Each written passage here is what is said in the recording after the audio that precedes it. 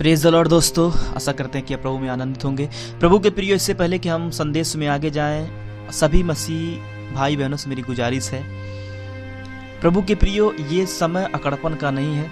बहुत सारे पासवान भाई अगर मेरी वीडियो को देख रहे हो, सुन रहे हो तो ध्यान दें, ये अकड़पन का समय नहीं है, ये मेल मिलाप तालमेल का समय है। इसीलिए सारी बैर भाव को दूर करके आप जरूर से एक दूसरे के साथ तालमेल रखें, जरूर से एक दूसरे के साथ मेल मिलाप रखें, क्योंकि हम एक ही बाप की संतान हैं। इसीलिए हम आपस में भाई और बहन हैं। सो प्रभु के प्रिय, सारे सिकवे गिले भुलाकर आपस में तालमेल बनाकर एकजुट होकर के परमेश्वर के कामों को करें। आप देखेंगे कि बहुत बड़ी बेदारी आएगी। आइए अपने संदेश में आगे बढ़ते हैं। मेरा सब कुछ नष्ट हो रहा है, मेरा सब कुछ बर्बाद हो रहा है, मेरा सब कुछ बिखर रहा है, क्या हम इस पर नियंत्रण कर सकते हैं? मेरे हाथ कुछ भी नहीं लग रहा है, जो मेरा था वो भी खत्म हुआ जा रहा है, क्या हम इस पे नियंत्रण कर सकते हैं? हम इन्हीं सारे सवालों पे डिस्कस करेंगे और आशा करते हैं कि संदेश के द्वारा आपको आशीष मिलेगा। और कोशिश करें जितने मसीह भाई बहन हैं, चैनल को सब्सक्राइब करें, एक दूसरे के साथ शेयर करें, ताकि ये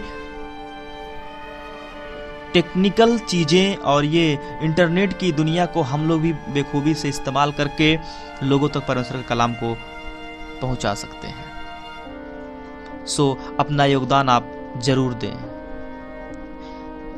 आप शायद अपनी परिस्थितियों को नियंत्रित नहीं कर सकते, आप शायद अपने आसपास के लोगों की प्रतिक्रियाओं और व्यवहार को भी नियंत्रित नहीं कर सकते, और आप निश्चित रूप से राष्ट्रीय या वैश्विक घटनाओं या उनके बारे में निर्णय लेने वाले सरकार, निर्णय लेने वाले नेताओं को भी नियंत्रित नहीं कर सकते हैं। लेकिन आप कम से कम एक चीज पे पूरा नियंत्रण कर सकते हैं, वो है आपका मनोभाव। वो है आपका मनोभाव। आप पहले ही आंतरिक रूप से चुनाव कर सकते हैं कि बाहरी रूप में आप कैसे प्रतिक्रिया देंगे। आपकी जानकारी के लिए, याकूब यहाँ केवल असुविधाओं के बारे में बात नहीं कर रहे हैं, यह दर्दनाक भारी परीक्षा के बारे में बात कर रहे हैं। याकूब के शब्दों के अनुसार इस संसार में जब हम इन परीक्षाओं से घिरे हुए हैं, तो कैसे हम इसे पूरे आनंद की बात मान सकते हैं? इसलिए कि सर्वशक्तिशाली सर्वज्ञानी परमेश्वर की आत्मा, जो सभी परिस्थितियों से ऊपर है और जो कभी किसी से पराजित नहीं हुआ है, वह हमारे अंदर है। प्रभु के प्रियो, हमारा कप्तान यीशु मसीह है। अगर हमारी सारी चीजें बिखर रही हैं, खत्म हो रही हैं, आपको ऐसा लग रहा है, आप ना घबराएं, कुछ ना कुछ परमेश्वर का इंतजाम है आपके लिए। आप अय्यूब के बारे में जानते हैं, इतना धनागड़ व्यक्ति था, पूर्वी देश में उसके जैसा धनागड़ कोई था ही नहीं। आप पढ़े होंगे, आप जानते होंगे कैसे उसका सब कुछ बिखर गया, कैसे उसका सब कुछ नाश हो गया, पर वो परमेश्वर की तारीफ करता रहा और बाद में सारी चीजें उसको दुगनी लौटा दी गई। इतना याद रखिए, ना बीमारियां आपका कुछ बिगाड़ सकती हैं, ना परिस्थितियां आपकी कुछ बिगाड़ सकती हैं। प्रभु का काम आपको सौंपा गया है, आप ईमानदारी से उन कामों को करते रहें। जिस दिन आपकी दौड़ पूरी हो जाएगी, प्रभु आपको बुला लेगा, उससे पहले आपका बाल भी कोई बाका नहीं कर पाएगा, क्योंकि जो मुझ में है वो इस संसार में से सबसे बड़ा है। वह हमारे अंदर है। हम भी परिस्थितियों के ऊपर रह सकते हैं। हम इस बात पर भरोसा कर सकते हैं कि चाहे हम अपनी तत्कालीन समस्याओं से बाहर निकलें या ना निकलें, हम तत्कालीन बीमारियों से बाहर निकलें या ना निकलें, तत्कालीन विपत्ति से बाहर निकलें या ना निकलें, तब भी परमेश्वर सब कुछ हमारी भलाई के लिए बदल सकते हैं। ये मेरा विश्वास है।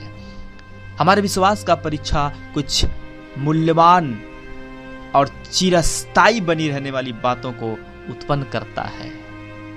उस वादे को पूरा होता देखने से पहले हम आगे बढ़ सकते हैं और आनंद मना सकते हैं। जितने प्रभु में मेरी भाई और बहन इस वचन को सुन रहे हैं, यदि आपको भी लग रहा तत्कालीन परिस्थितियां नहीं बदल रही हैं, सिर्फ आप अपने मनोभाव को कंट्रोल और नियंत्रण में रखें और सारी बातें परमेश्वर के सम्मुख रखें, क्योंकि लिखा है परमेश्वर की सारी बातें मिलकर आपके लिए भलाई को ही उत्पन्न करता है। ये मेरा विश्वास है कि आप किसी भी परिस्थिति में क्यों ना हो, किसी भी हालात में क्यों ना हो, आप कभी निराश ना हो, क्योंकि जितनी भी चीज़ें आपके जीवन में घटित होती हैं सारी बातें मिलकर अंत में भलाई को ही उत्पन्न करेगा।